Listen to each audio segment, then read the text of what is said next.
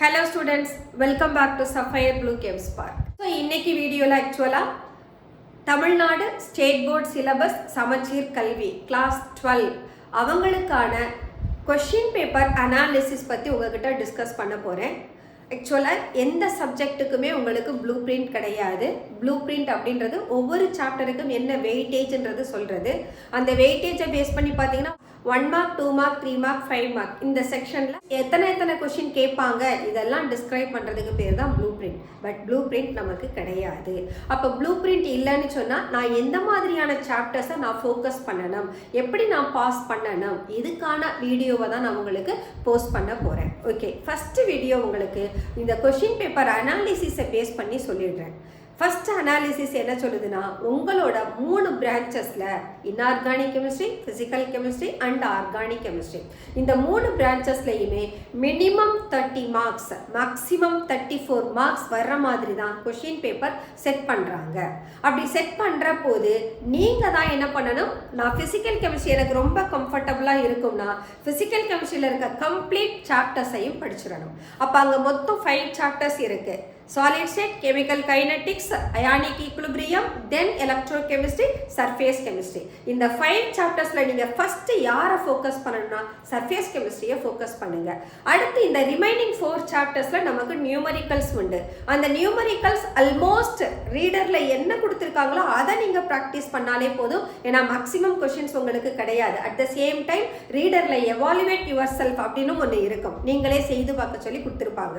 அந்த மாதிரி கொஷின்ஸை நீங்க ப்ராக்டிஸ் பண்ணிக்கணும். ஸோ ஃபிசிக்கல் கெமிஸ்ட்ரி கவர் பண்ணிட்டா உங்களால் மேக்ஸிமம் 30 மார்க்ஸ் மினிமம் 20 மார்க்ஸ் உங்களால் ஸ்கோர் பண்ண முடியும். அதே போல் இன்ஆர்கானிக் கெமிஸ்ட்ரி எடுத்தீங்கன்னா ஃபர்ஸ்ட் சாப்டர் மெட்டலர்ஜி படிக்கலாம், டிரான்சிஷன் இன்னர் டிரான்சிஷன் எலமெண்ட்ஸ் படிச்சுக்கலாம், கோஆர்டினேஷன் கெமிஸ்ட்ரியும் படிச்சுக்கலாம். இந்த 3 சாப்டர்ஸ் நமக்கு கம்ஃபர்டபுளாக இருக்கும். பி பிளாக் 1 and 2 எடுத்தீங்கன்னா அது கம்ப்ளீட்டாக ஈக்குவேஷன்ஸ். அந்த ஈக்குவேஷன்ஸை நம்ம வெல் பேலன்ஸ்டு ஈக்குவேஷன் எக்ஸாமில் எழுதலைன்னா மார்க் தரமாட்டாங்க.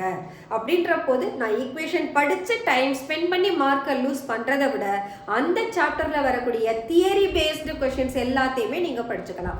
கண்டிப்பாக யூசஸ் படிச்சுக்கோங்க, அப்ளிகேஷன்ஸ்.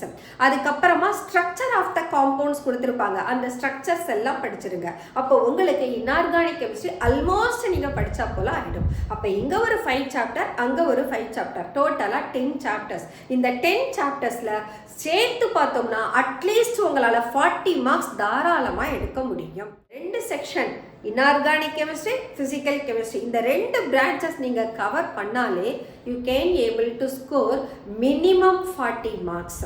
அப்போ இந்த 40 ப்ளஸ் உங்களோட ப்ராக்டிகல்ஸ் இருக்குங்களா, அது ஒரு 30 மார்க்ஸ். 40 + 30 70. ஸோ பாஸ் பண்ணுறது ரொம்ப ஈஸி. இதே நீங்கள் ஆர்கானிக் கெமிஸ்ட்ரி போனீங்கன்னா அங்கே எல்லா சாப்டரில் இருக்கிற நேம் ரியாக்ஷன்ஸ் அதை தரோ பண்ணிடுங்க.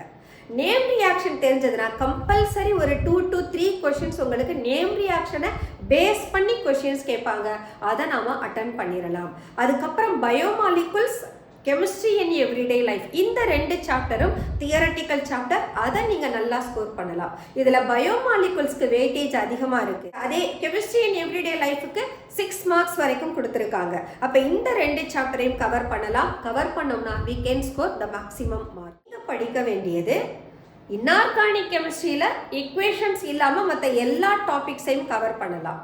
Physical chemistry on the whole நீங்கள் படிச்சிடணும். ஆர்கானிக் கெமிஸ்ட்ரி போகிற போது பயோமாலிகுல்ஸும் chemistry in everyday life complete பண்ணிடணும். அதே நீங்கள் hydroxy derivative, carbonyl carboxylic acid, organic nitrogen compounds போனீங்கன்னா அங்கே நேம் ரியாக்ஷன்ஸ் மட்டும் பார்த்துக்கலாம். ஏன்னா அங்கே ரியாக்ஷன்ஸ் எழுதுறது ரொம்ப ஈஸி. ஆர்கானிக் ரியாக்ஷன் ரொம்ப ஈஸியாக எழுதலாம். யாருக்கு ஆர்கானிக் கெமிஸ்ட்ரியில் ஈக்குவேஷன்ஸ் ஃபார்முலாஸ் ரொம்ப ஃபெமிலியர், என்னால் அட்டன் பண்ண முடியும்னு நினைக்கிறீங்களோ அவங்க தாராளமாக இன்னும் நிறையவே மார்க்ஸ் ஸ்கோர் பண்ணலாம். ஸோ உங்களால் 90+ வரைக்கும் கெமிஸ்ட்ரியில் மார்க்கை ஸ்கோர் பண்ண முடியும். அவுட் ஆஃப் 70 60 ஈஸியாக எடுக்கலாம். 60க்கு மேலே நான் எடுக்கணுன்றவங்க ஹார்ட் ஒர்க் பண்ணணும். இதே நீங்கள் 70 மார்க்ஸ் எடுக்கணும்னா ரொம்ப ரொம்ப சாதாரணமாக கெமிஸ்ட்ரியில் 70 மார்க்ஸ் எடுத்துகிட்டு போயிடலாம். But at the same time நீங்கள் ப்ராக்டிக்கல்ஸை ஃபோக்கஸ்டாக பார்க்கணும். ஏன்னா அந்த 30 மார்க்ஸ்ன்றது கம்ப்ளீட்டாக உங்களோட ஸ்கில்லை டிபெண்ட் பண்ணி இருக்கும். நீங்கள் ஸ்கில் அப்படின்ற போது உங்களுடைய ரெக்கார்ட் நோட் சப்மிஷன் ப்ராப்பராக இருக்கணும். தென் நீங்கள் பெர்ஃபார்ம் பண்ணக்கூடிய ப்ராக்டிக்கல்ஸ் அதை பேஸ் பண்ணி உங்கள் பேப்பரில் நீங்கள் எழுதுவீங்க பார்த்தீங்களா கண்டென்ட்டை, அந்த ப்ரொசீஜர் அது பக்காவாக நீங்கள் கொடுத்துட்டீங்கன்னா உங்களோட 30 மார்க்ஸை யாருமே டச் பண்ண முடியாது. ஸோ 30 மார்க்ஸ் உங்களோட கையில் இருக்கு. ரிமைனிங் 70 மார்க்ஸ் உங்களோட ப்ரிப்பரேஷனை பேஸ் பண்ணி இருக்கு. ஸ்டூடெண்ட்ஸ் ஈஸியாக மார்க் எடுக்கலாம். உங்களுக்கு அடுத்தடுத்த வீடியோவில் ஒவ்வொரு சாப்டர்லையும் எது இம்பார்ட்டன்ட் கொஸ்டின் நான் உங்களுக்கு சொல்கிறேன். ஸோ இப்போ நீங்கள் ஜஸ்ட் எந்த மாதிரியான சாப்டரை நாம் ப்ரிப்பேர் பண்ணலாம், போர்டு எக்ஸாமுக்கு எந்த சாப்டர்ஸ்லாம் நாம் ரெடி ஆகலாம்ன்றத ஃபஸ்ட்டு நீங்கள் செலக்ட் பண்ணிவிடுங்க. அதுக்கப்புறமா அந்த சாப்டர்ஸை தரோவாக படிக்கணும், எதையுமே மிஸ் பண்ணாமல் படிக்கணும். அதில் வரக்கூடிய சின்ன சின்ன ஈக்குவேஷன்ஸ் 1 or 2 ஈக்குவேஷன் இல்லாமல் இருக்காது. பட் அந்த ஈக்குவேஷன் நல்லா எழுதி ப்ராக்டிஸ் பண்ணிக்கணும்.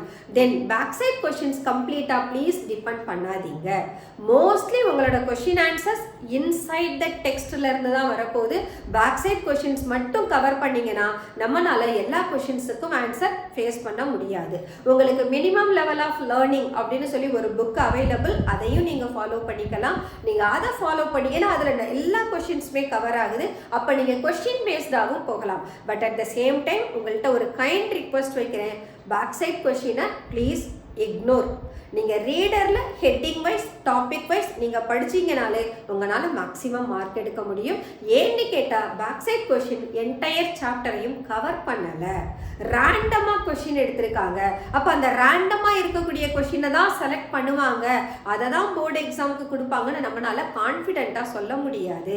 அட் த சேம் டைம் நீங்கள் ஃபிசிக்ஸ் எடுத்தீங்கன்னா அங்கே ஃபிசிக்ஸ் என்டையர் சாப்டரும் பேக் சைடில் கொஸ்டின்ஸாக இருக்கும். அப்போ நீங்கள் அந்த கொஸ்டின் ஆன்சரை ப்ரிப்பேர் பண்ணாலே என்டையர் சாப்டரும் கவர் பண்ணதா ஆயிடும். பட் அந்த ஃபெசிலிட்டி கெமிஸ்ட்ரியில இல்லாததுனால தான் சொல்றேன், நீங்க பேக் சைட்ல நீங்க 1 வேர்ட் MCQ மட்டும் கான்ஃபிடென்ட்டா படிச்சிருங்க. கொஸ்டின் ஆன்சர் போனீங்கன்னா அதில் வரக்கூடிய இம்பார்ட்டன்ட் கொஸ்டின்ஸ் நம்ம டீச்சர் சொல்லுவாங்களே அதை ஃபாலோ பண்ணிக்கோங்க.